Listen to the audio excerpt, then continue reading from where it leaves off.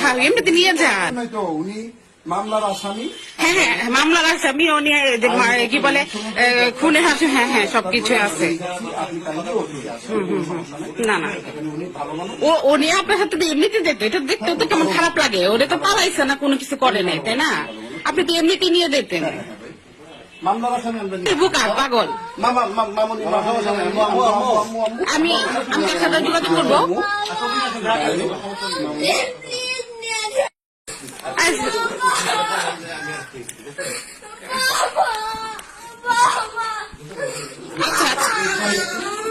আমি সুরেখ থেকে দিই নিয়ে এভাবে দৌড় দিবা নাকি? তুমি দৌড় দিবা?